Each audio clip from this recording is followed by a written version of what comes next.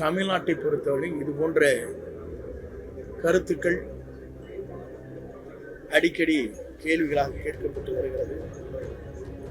தமிழ்நாட்டுடைய முதலமைச்சரை பொறுத்தவரையிலும் அவருடைய கனவிலே இருப்பது காவிரி டெல்டா பகுதியுடைய நீரை, மழை நீரை வெள்ளம் பெருக்கெடுத்து வருகிற போது அது வருகின்ற நீரை மேகதாது அணை போன்ற அணைகளை கட்டுவது ஒரு செங்கல் கூட எடுத்து வைப்பதற்கு அனுமதிக்க மாட்டார். ஆகவே அந்த பணிகள் எங்கெங்கே நீங்கள் சொல்வதைப் போல வெப்பநிலைகள், நீர்நிலைகள் குறைந்து கொண்டிருக்கிற இடம், குடிநீர் பற்றாக்குறை எங்கே இருக்கிறது என்பதையெல்லாம் ஆய்ந்து அந்த பணிகளை மேற்கொள்வதற்காக எங்கள் துறையின் சார்பாக பல்வேறு புள்ளி விவரங்களை அரசுக்கு எடுத்துச் சொல்வதற்கு இது ஏதுவாக அமைந்திருக்கிறது. 50 கோடி ரூபாய் முதல் கட்டமாக அனைத்து மாவட்ட ஆட்சித்தலைவர்களுக்கும் நிதிகளை ஒதுக்கி வருகின்ற பேரிடர் ஏற்படுகின்ற எந்த பணிகளாக இருந்தாலும் உடனுக்குடன் நிவாரணப் பணிகளை ஆற்றுவதற்காக ஒவ்வொரு மாவட்ட ஆட்சித்தலைவருக்கும் நிதிகளை வழங்கப்பட்டிருக்கிறது. தமிழ்நாட்டுல எல்லாமே சேஞ்ச் ஆயிடுச்சு. உங்க நகையையும் சேஞ்ச் பண்ணுங்க. உங்க பழைய நகைக்கு கிராமுக்கு 150 ரூபாய் கூடுதலா வாங்கி புது நகை எடுத்துக்கோங்க. அதே கம்மி சேதாரம் தான் உங்க லலிதால மட்டும்தான். ஆச்சி மசாலா, எந்த சமையலும் ருசி தேடும் ரகசியம் 20 ரூபாய். மாண்புமிகு தமிழக வெற்றி கழகத்துடைய தலைவர் வெற்றி தளபதி அவர்கள் தமிழ்நாட்டில் பல்வேறு துறைகளில் விரைந்து பல்வேறு நடவடிக்கையை மேற்கொள்ள வேண்டும் என்று துறை வாரியாக ஆய்வுப் பணிகளை மேற்கொண்டு துறையின் சார்பாக ஒவ்வொரு நடவடிக்கையும் நாங்கள் மேற்கொண்டு வருகிறோம். அதன் அடிப்படையில் வெப்ப அபாயம் என்று ஆய்ந்து அதற்கான கருத்துக்களை பரிமாறுவதற்காக இங்கே ஒவ்வொருடைய கருத்துக்களையும் கேட்டறிந்து எப்படி மக்களை பேணி காப்பது, மக்களுக்கு இந்த வெப்பத்தால் ஏற்படுகிற பல்வேறு நோய்கள் வராமல் தடுப்பது, முதியோர்கள், குழந்தைகள், ஊனமுற்றோர்களை எப்படி பேணி காப்பது, தொழிற்சாலைகளை எப்படி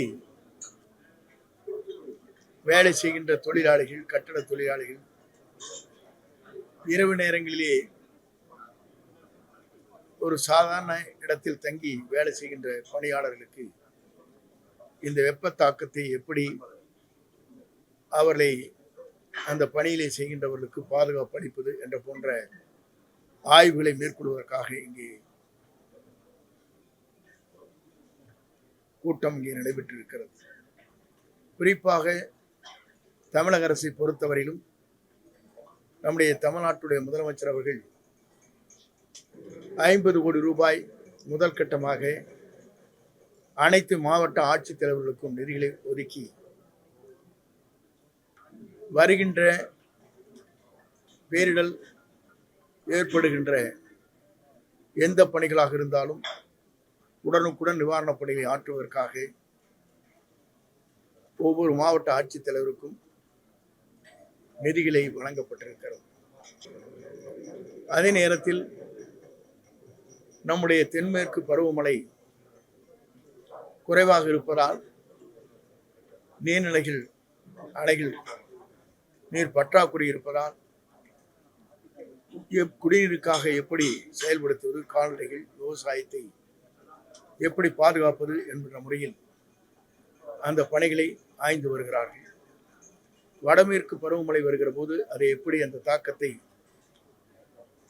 சரி செய்வது, அதிலிருந்து மக்களுக்கு எந்த இடர்பாடுகள் இல்லாமல் காப்பாற்றுவது என்ற நிலையை மனதிலே கொண்டு அந்த பணிகளை நிறைவேற்றுவதற்கும் நம்முடைய பேரிடர் மேலாண்மை துறையின் மூலமாக புதிதாக 55 கோடி ரூபாயிலே பொலிவோடு பயிற்சி மையங்கள், ஆராய்ச்சி மையங்கள் போன்றவர்களை உருவாக்கி உடனுக்குடன் மக்களுடைய வெப்பநிலை, பருவமழை அனைத்தும் மக்களுக்கு உடனுக்குடன் தெரிந்து கொள்வதற்கான நடவடிக்கை மேற்கொள்ளப்பட்டிருக்கிறது. அதற்கான பணிகளை முதலமைச்சர் அவர்கள் துவங்க இருக்கிறார்.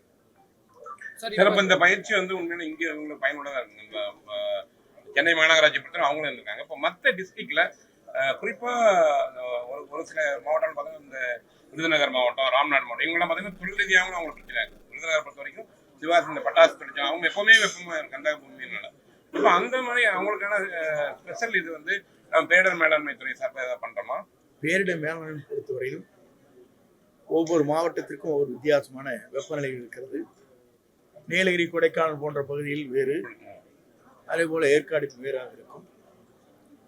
அதே போல சில பகுதியில் நீங்கள் குறிப்பிடுவதை போல ராம்நாடு, அங்கே பார்க்கின்ற போது ராம்நாடு, விருதுநகர் போன்ற பகுதிகளில் நீங்கள் சொல்வதை போல வெப்பநிலை கூடுதலாக இருக்கும். புதுக்கோட்டை போன்ற பகுதியில் என்றைக்குமே மழை குறைவாக இருக்கின்ற பகுதிகளாக இந்த பகுதியில் இருக்கிறது.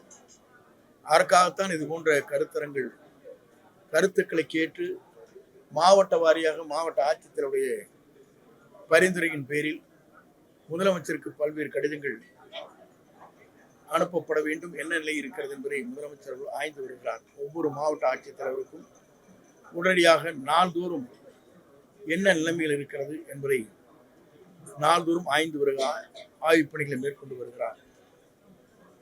ஆகவே அந்த பணிகள் எங்கெங்கே நீங்கள் சொல்வதை போல வெப்பநிலையில், நீர்நிலைகள் குறைந்து கொண்டிருக்க இடம், குடிநீர் பற்றாக்குறை எங்கே இருக்கிறது என்பதையெல்லாம் ஆய்ந்து அந்த பணிகளை மேற்கொள்வதற்காக எங்கள் துறையின் சார்பாக பல்வேறு புள்ளி விவரங்களை அரசுக்கு எடுத்துச் சொல்வதற்கு இது ஏதுவாக அமைந்திருக்கிறது.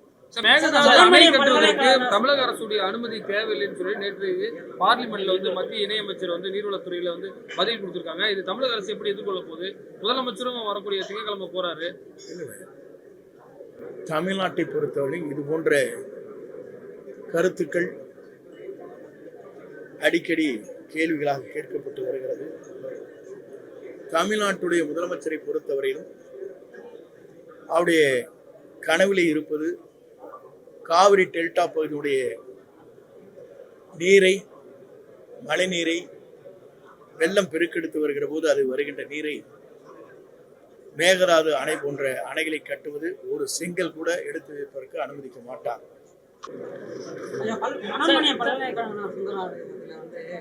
தமிழ்தாய் வாழ்த்து 3வது இடத்துக்கு பாடப்பட்டிருக்கு. தமிழ்நாடு அரசு தொடர்ந்து தமிழ்தாய் வாழ்த்துக்கு வந்து முன்னுரிமை அளிக்கப்படாத நிலையே இருக்கிறது. இல்லை, எங்களை பொறுத்தவரையிலும் ஆளுநரை முதலே தமிழ்தாய் வாழ்த்து பாடியதற்கு பிறகுதான் ஆளுநர் உரை ஏற்பட்டது என்பதை நீங்கள் அறிவீர்கள். ஏதோ ஒரு இடத்திலே நடைபெற்றது, இப்போ திடீரென்று கேட்கிறீர்கள். அதற்கான இந்த துறையினுடைய உயர்கல்வித்துறை அமைச்சர் அதற்கான பதிலை அளிப்பார். சென்னை முழுவதும் நடைபெற்று வந்தது. அது முழுமையா முடிவடைஞ்சிருக்கா? வடகிழக்கு பருவமழையே சென்னையில எதிர்கொள்வது நம்ம என்ன